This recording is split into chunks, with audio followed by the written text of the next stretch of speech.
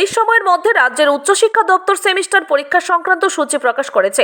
প্রকাশিত সূচি অনুযায়ী দেখা গেছে পঞ্চম সেমিস্টারের ফলাফল ঘোষণার আগেই ষষ্ঠ সেমিস্টারের পরীক্ষার দিনক্ষণ স্থির করা হয়েছে। এই অবস্থায় দাঁড়িয়ে রাজ্যের উচ্চশিক্ষা দপ্তরের পরীক্ষা সংক্রান্ত সংশ্লিষ্ট সিদ্ধান্তের বিরুদ্ধে নিজেদের অবস্থান জানিয়ে বামপন্থী ছাত্র সংগঠন ভারতের ছাত্র ফেডারেশনের ত্রিপুরা রাজ্য কমিটি আজ এক মিছিল সহযোগে শিক্ষা দপ্তরের সামনে বিক্ষোভ প্রদর্শন করে। এই কর্মসূচিতে উপস্থিত হয়ে সংগঠনের রাজ্য কমিটির সম্পাদক সৃজন দেব দাবি করেছেন, সেমিস্টারের পরীক্ষা নেওয়ার ক্ষেত্রে ন্যূনতম 3 মাস ক্লাস করতে হয়, কিন্তু উচ্চশিক্ষা দপ্তর কী কারণে পঞ্চম সেমিস্টারের ফলাফল ঘোষণা না করে ষষ্ঠ সেমিস্টারের পরীক্ষার সূচি ঘোষণা করেছেন, এই বিষয়টা নিয়ে প্রশ্ন তুললেন বামপন্থী ছাত্র সংগঠনের রাজ্য সম্পাদক। পাশাপাশি তিনি দাবি করেছেন, শিক্ষা দপ্তরের এই সিদ্ধান্তের পরিপ্রেক্ষিতে রাজ্যের 26টি কলেজের সাথে যুক্ত প্রায় 30,000 ছাত্রছাত্রী দারুণভাবে বিড়ম্বনাতে পড়েছেন। এই অবস্থায় আজকের এই কর্মসূচি থেকে সমস্যা সমাধানের আহ্বান করার পাশাপাশি সমস্যার সমাধান না হলে বৃহত্তর আন্দোলনের হুমকি দিয়েছেন এসএফআই রাজ্য সম্পাদক। এখানে উল্লেখ করা প্রয়োজন, আজকের এই কর্মসূচি থেকে মূলত 3 দফা দাবি সামনে আনা হয়। এই দাবিগুলো হলো, নির্দিষ্ট সময়ে কলেজের সেমিস্টার স্তরের পরীক্ষা শেষ করতে হবে, সুনির্দিষ্টভাবে একাডেমিক ক্যালেন্ডার ঘোষণা করতে হবে এবং কলেজগুলোতে ছাত্রীদের নিরাপত্তা ব্যবস্থা সুনিশ্চিত করতে হবে। Bureau report, Tripura news Bangla.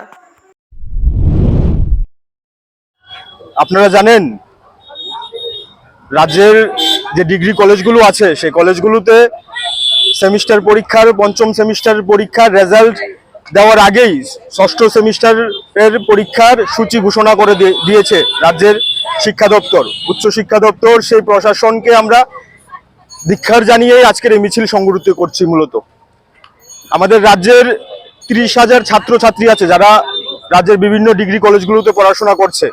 ইউজিসির যে গাইডলাইন, সেই গাইডলাইন অনুসারে আমাদের মূলত কমপক্ষে ন্যূনতম যদি আমরা বলি 90 দিন অর্থাৎ 3 মাস ক্লাস করানোর পর এরপর একটা সেমিস্টারের পরীক্ষার পর আরেকটা সেমিস্টারের পরীক্ষা নিতে হয়। কিন্তু রাজ্যের উচ্চশিক্ষা দপ্তর এবং প্রশাসন, শিক্ষা দপ্তরের যে গাফিলতি, তার দরুন ছাত্রছাত্রীদের 15-20 দিন পরীক্ষা আগে ক্লাস করানোর মধ্য দিয়ে তাদের পরীক্ষা নেওয়ার কথা ঘোষণা করেছে। এই যে ঘোষণা, এর ফলে রাজ্যের যে কলেজ পড়ুয়া মূলত ছাত্রছাত্রীরা আছেন তারা যে অন্ধকারের মধ্যে নিজেদের নিমজ্জিত করার দিকে যাচ্ছে, তার বিরুদ্ধে আজকে আমরা এখানে প্রতিবাদ মিছিল এবং শিক্ষা ভবন চলো অভিযানের ডাক দিয়েছি।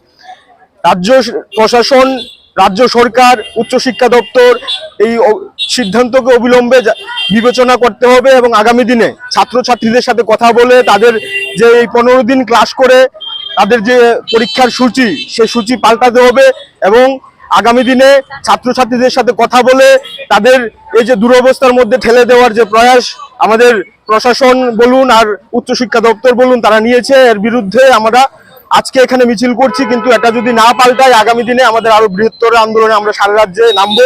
এটা দুর্ভাগ্যজনক যে ছাত্রছাত্রীদের এভাবে একটা অন্ধকারের দিকে যে ঠেলে দেওয়ার প্রয়াস নিয়েছে রাজ্যের প্রশাসন, শিক্ষা দপ্তর। সেই ছাত্রছাত্রীদের কোনোভাবেই আমরা ছাত্র সংগঠন হিসাবে এসএফআই তাদের পাশে সবসময় ছিলাম এবং আগামী দিনে থাকবো। এবং আমরা আজকের এই মিছিল থেকে রাজ্যের প্রশাসনকে জানাতে চাই, এইভাবে কোনোভাবেই সরকার বা প্রশাসন চালানো সম্ভব না। এই শিক্ষা দপ্তরকে ভাবনা চিন্তা করতে হবে কিভাবে ছাত্রছাত্রীদের এই প্রবলেম থেকে তাদের সুরাহা প্রদান করবে। যদি না করতে পারে আগামী দিনে আমাদের আরো বৃহত্তর আন্দোলনে আমরা নামবো। এবং দ্বিতীয় যে আমরা বলতে চাই যে একাডেমিক যে শিক্ষা দপ্তরের একটা ক্যালেন্ডার থাকে, সেই ক্যালেন্ডারকে মান্যতা দিতে হবে। শুধুমাত্র একাডেমিক ক্যালেন্ডার নামে রয়েছে কিন্তু কাজের ক্ষেত্রে কিছুই নেই। আমরা বলবো এই একাডেমিক ক্যালেন্ডারকে আগামী দিনে মান্যতা দিতে হবে।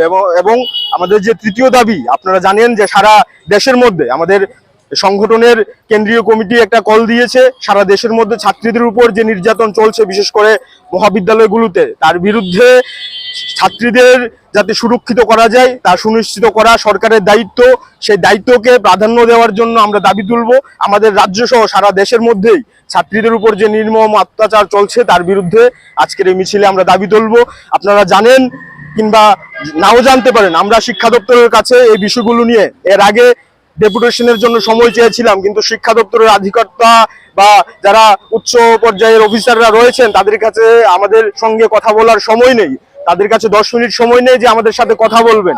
আমরা আজকে বিক্ষোভ মিছিলে হয়তোবা মিলিত হতাম না যদি তারা আমাদের সাথে কথা বলতেন, ছাত্রছাত্রীদের যে কথাগুলো সেগুলো আমাদের কাছ থেকে শোনার সুযোগ আমাদের দিতেন, কিন্তু তাদের কাছে আমরা 2-3 বার সময় চেয়েছি, কিন্তু তারা সময় দেয়নি। বাধ্য হয়েই আজকে আমরা এখানে মিলিত হয়েছি এবং আমরা মিছিল করে শিক্ষা দপ্তরে যাব এবং এখানে বিক্ষোভ দেখাবো এবং আমরা চাইবো যে শিক্ষা দপ্তরের যারা অধিকর্তা থাকবেন তারা আমাদের কথাগুলো শুনবেন। এবং আরেকটা বিষয় আজকে আমরা এখানে দাবিতে রাখিনি, আপনারা হয়তোবা সংবাদ মাধ্যমের যারা আছেন তারা জানবেন যে গতকালকেই মূলত আমরা সংবাদ মাধ্যমের মধ্য দিয়ে জানতে পারলাম যে এমবিবি ইউনিভার্সিটি রাজ্যের 26টা কলেজের দায়িত্বভার নেওয়ার জন্য রাজ্যের সরকার বা প্রশাসন তাদের কাছে দায়িত্ব দেওয়ার জন্য চাপাচ্ছে। মূলত আমরা বলবো এমবিবি বিশ্ববিদ্যালয়ের যে অবস্থা, ফ্যাকাল্টির যে অবস্থা বা শিক্ষাদানের যে অবস্থা, সেই অবস্থার মধ্যে তারা কিভাবে রাজ্যের 26টি কলেজের দায়িত্ব নেবে এটা আমাদের মাথায় ঢুকলো না।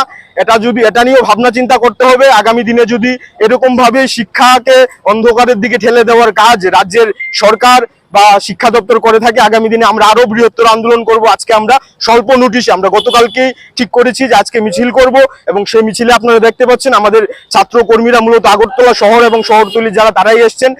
এই যে দাবিগুলো যদি তারা বিবেচনা না করে আগামী দিনে আমরা সারা রাজ্যে আরো বৃহত্তর আন্দোলনের জন্য আমাদের নামতে আমরা বাধ্য হব। সকলকে ধন্যবাদ।